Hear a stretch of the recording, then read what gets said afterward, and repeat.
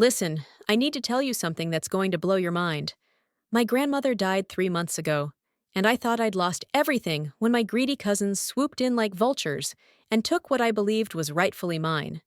But here's the twist that nobody saw coming. Grandma was way smarter than any of us realized. While my cousins were fighting over her bank accounts and jewelry, celebrating their so-called victory, she had hidden the real fortune right under our noses this entire time. I'm talking about millions, people. Actual millions that were sitting in plain sight while we were all looking in completely the wrong direction. Stay with me, because this story gets absolutely insane. And by the end of this video, you're going to understand why my grandmother was the most brilliant woman who ever lived. Trust me, you've never heard anything like this before. You know that feeling when someone you love more than anything in this world just disappears from your life forever? That's exactly what happened when my grandmother Margaret passed away last spring. This woman raised me when my parents couldn't, taught me everything I know about resilience and strength, and promised me that I'd always be taken care of no matter what happened. She was my rock, my mentor, my everything. So naturally, I expected that her will would reflect the bond we shared for over 20 years. But life has this cruel way of teaching you lessons when you least expect them. The day of the will reading arrived, and I walked into that stuffy lawyer's office feeling confident and secure. My cousins Jessica and Michael were there too, along with their parents, my aunt and uncle, who had barely visited Grandma in the last decade. I should have seen the red flags when they showed up dressed like they were going to a business meeting, all serious and calculating. Meanwhile, I'm sitting there in my regular clothes, thinking this was just a formality. The lawyer, this ancient man with thick glasses and a monotone voice, began reading the will line by line. Everything seemed normal at first. Small gifts to various friends, donations to her favorite charities, sentimental items distributed among family members. Then came the big moment, the part about her house and savings. My heart was pounding, because Grandma had always told me I'd inherit the house where I'd spent countless summers and holidays. But when the lawyer read those words, my world completely collapsed. Jessica and Michael inherited everything: the house, the savings account, her investment portfolio, even her car. I got a few pieces of jewelry and some old photo albums. That's it. I sat there in complete shock, feeling like I'd been punched in the stomach. This couldn't be real. There had to be some mistake. My cousins, on the other hand, were trying to hide their smiles, but doing a terrible job of it. I could see the dollar signs in their eyes. The worst part wasn't even the money. It was the betrayal I felt. How could the woman who raised me, who promised to always protect me, leave me with practically nothing? I stumbled out of that office, feeling more lost and abandoned than I'd ever felt in my entire life. My cousins didn't even have the decency to console me or acknowledge how unfair this seemed. They were already making plans to sell the house and split the profits. Over the next few weeks, I watched helplessly as Jessica and Michael descended on Grandma's house like a demolition crew. They threw away her belongings without any care or respect, treating her lifetime of memories like garbage. They hired estate sale companies to liquidate everything they deemed worthless, which apparently included most of her books, kitchen items, and personal mementos. It was heartbreaking to watch. I tried to contest the will, but my lawyer told me it was airtight. Grandma had been of sound mind when she wrote it. There were witnesses, and everything was legally binding. Jessica and Michael had won, and there was nothing I could do about it. They even had the audacity to offer to sell me back some of Grandma's furniture at family discount prices. The greed was absolutely disgusting. But here's where things get interesting, and why you need to pay attention to every single word I'm about to say. During those horrible weeks of watching my inheritance get dismantled, I kept going back to Grandma's house to salvage whatever memories I could. I'd sit in her garden, walk through the rooms where we'd shared so many conversations, and try to understand why she'd done this to me. Something felt wrong about the whole situation, but I couldn't put my finger on what it was. My grandmother was many things: loving, wise, protective, sometimes stubborn, but she was never careless or thoughtless. Every decision she made in life was calculated and purposeful. So why would she suddenly leave her most devoted grandchild with nothing while rewarding cousins who barely knew her. It didn't add up with the woman I knew and loved. This question haunted me day and night, eating away at my sanity. Then, one afternoon, while I was sitting in her old rocking chair trying to make sense of everything, I remembered something she used to say when I was little. She'd always tell me that the most valuable things in life are often hidden in plain sight, and that smart people know how to look beyond the obvious. At the time, I thought she was just giving me life advice about appreciating simple pleasures. But what if she was trying to tell me something much more specific? What if this was her way of preparing me for exactly this moment? That memory sparked something inside me, and I decided to approach Grandma's house with completely different eyes. Instead of mourning what I'd lost, I started looking for what might still be there. My cousins had already moved out most of the valuable-looking items, but they'd left behind what they considered junk. Books, old furniture, kitchen supplies, gardening tools, random household items that didn't seem worth selling. But Grandma's words kept echoing in my mind. The most valuable things are hidden in plain sight. I started with her extensive book collection, something Jessica and Michael had completely ignored because they thought old books were worthless. Grandma had hundreds of books covering every topic imaginable: classic literature, cookbooks, gardening manuals, art history, philosophy, even some romance novels she was slightly embarrassed about. I began pulling them off the shelves one by one, flipping through pages, looking for anything that seemed out of place. Most people would have thought I was losing my mind, desperately searching through dusty old books like some kind of treasure hunter. Then I found it. Hidden inside a cookbook from the 1960s, tucked between pages about casserole recipes, was a handwritten note in Grandma's distinctive handwriting. It simply said, "The garden remembers everything, especially the roses." My heart started racing because this wasn't just a random note, it was a clue. Grandma loved puzzles and riddles, always challenging me to think deeper about everything. This had to be intentional. I rushed outside to her rose garden, the pride and joy of her entire property.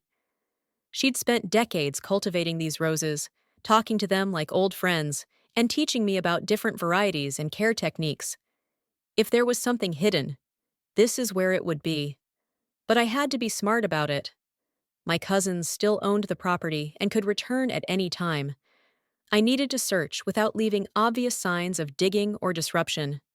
The rose garden had 7 different sections, each featuring different colors and varieties. I started examining each area carefully, looking for anything that seemed unusual or out of place. Most of the roses were planted in neat, organized rows, but there was one section where the spacing seemed irregular. 3 particular rose bushes were positioned in a triangle pattern that didn't match the rest of the garden's layout. Something about this arrangement felt deliberate. I waited until nightfall and returned with a small shovel and flashlight. My hands were shaking as I began carefully digging around the first rose bush. About 2 feet down, my shovel hit something hard and metallic. My heart nearly exploded with excitement as I brushed away the dirt to reveal a waterproof metal container, about the size of a shoebox. Inside, wrapped in plastic, were documents I couldn't immediately understand: bank statements, account numbers, legal papers with official seals. But this was just the beginning. The second rose bush yielded another container with similar documents, and the third contained what appeared to be safety deposit box keys and more official paperwork. I gathered everything and went back to my apartment, spread all the documents across my kitchen table, and tried to piece together what Grandma had left for me. What I discovered made my knees weak and changed everything I thought I knew about my family's financial situation. These weren't just random documents. They were evidence of secret bank accounts, investment portfolios, and assets that weren't mentioned anywhere in Grandma's official will. Account numbers in different banks, stock certificates for companies I'd never heard of, real estate deeds for properties in different states. The numbers were staggering. We're talking about millions of dollars in assets that my cousins knew absolutely nothing about. Grandma had created an entirely separate financial empire that existed completely outside her public estate. The brilliant part was how she'd structured everything. All of these accounts and investments were set up in ways that bypassed traditional inheritance laws. Some were held in trusts with very specific conditions. Others were joint accounts, where I was already listed as a beneficiary. And several involved legal arrangements that automatically transferred ownership upon her death without going through probate court. She'd essentially created a parallel inheritance system that was completely invisible to everyone else. As I read through document after document, I realized the incredible level of planning and foresight this had required. Grandma had been preparing this for years, maybe even decades. Every bank account had been carefully managed. Every investment had been strategically chosen. Every legal document had been crafted to ensure that her real fortune would go to the person she truly wanted to have it, me. While everyone else was fighting over the scraps she'd left in her public will, the real treasure was waiting for someone smart enough to look beyond the obvious. Armed with all this evidence, I knew I had to be extremely careful about my next moves. My cousins still legally owned Grandma's house and property, which means they could have prevented me from accessing the rose garden if they'd known what I was doing. But they were so focused on liquidating the obvious assets that they never paid attention to the parts of Grandma's legacy they considered worthless. Their greed had blinded them to the real treasure that was literally buried beneath their feet. I contacted a different lawyer, one who specialized in estate planning and complex financial arrangements. When I showed him all the documents I'd found, his reaction was priceless. This experienced attorney, who'd seen every kind of inheritance dispute imaginable, sat there with his mouth open as he realized the sophistication of what Grandma had created. He told me he'd never seen anything quite like it, a completely legal parallel inheritance system that was virtually undetectable unless you knew exactly what to look for. The legal process of claiming these hidden assets was surprisingly straightforward once we had all the proper documentation. Every account transfer, every trust activation, every ownership change happened exactly as Grandma had planned. Within 6 weeks, I went from being the disinherited grandchild with nothing but jewelry and photo albums to being the owner of a multi-million-dollar estate. The irony was absolutely beautiful. While my cousins were celebrating their inheritance of a few $100,000, I was quietly becoming wealthier than our entire extended family combined. But the story gets even better, because Grandma had included one final surprise that showed just how well she understood her family dynamics. Among the legal documents was a letter addressed specifically to me, explaining her reasoning for everything she'd done. She wrote that she'd watched Jessica and Michael become increasingly materialistic and entitled over the years, showing no genuine interest in family relationships or values. They only visited when they wanted something, never called just to chat, and treated her more like a future payday than a beloved grandmother.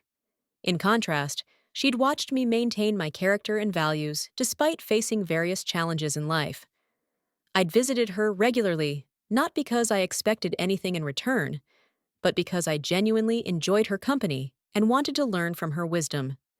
She'd noticed how I treated her household staff with respect, how I helped with her garden and household tasks without being asked, and how I'd chosen to build a relationship with her rather than just waiting for an inheritance. These weren't accidents. She was testing all of us, observing our true characters when we thought nobody was watching.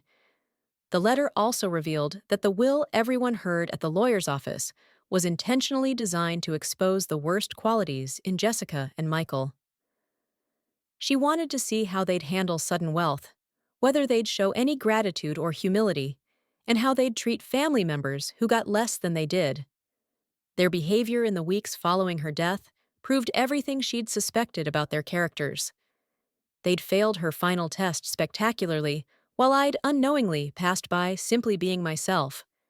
Now here's where I had to make some important decisions about how to handle this incredible reversal of fortune.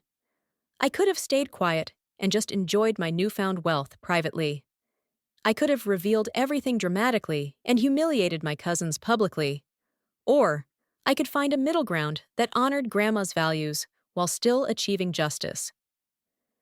After a lot of thought, I chose to follow Grandma's example of strategic thinking and careful planning.